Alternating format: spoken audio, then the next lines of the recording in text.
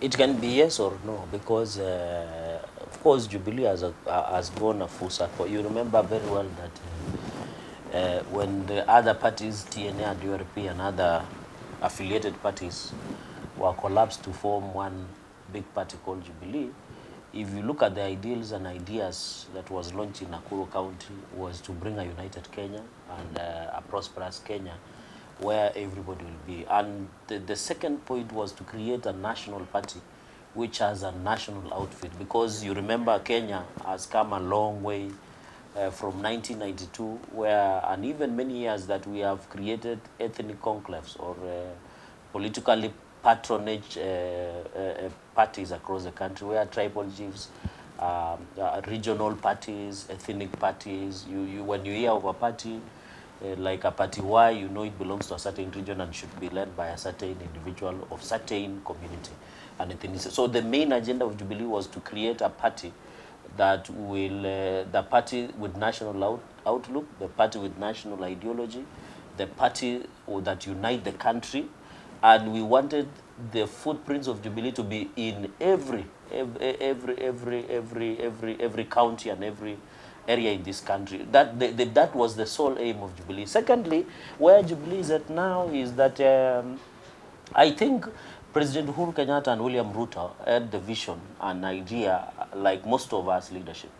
Along the way, it was hijacked by political conmen and busybodies, and you can see from the communication by the acting Secretary General and a few individuals within the National Management Committee of Jubilee.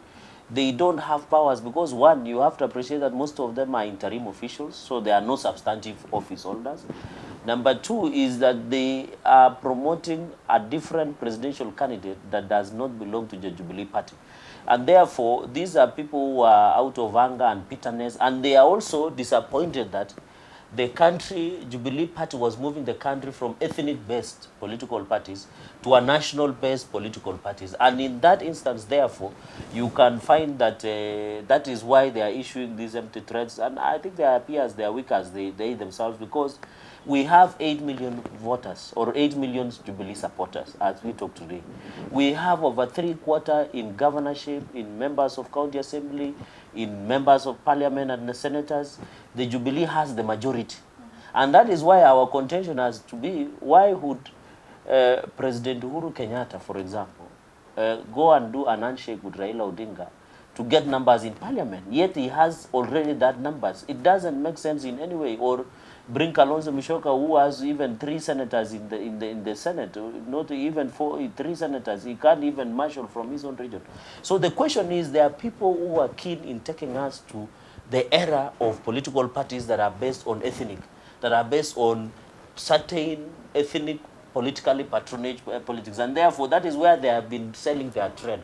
They have been selling their currency based on that. I'm bringing my tribe X on the table, and therefore I must be in government. Yet we were moving to a national party like the parties that we have even here in South Africa, CCM in Tanzania, where it doesn't matter which region you come from or where tribe. You can come from the smallest tribe like Ndoropo, like Turkana, but if you come through Jubilee, that is the party we envision, where Turkana would come to Jubilee, become a presidential candidate.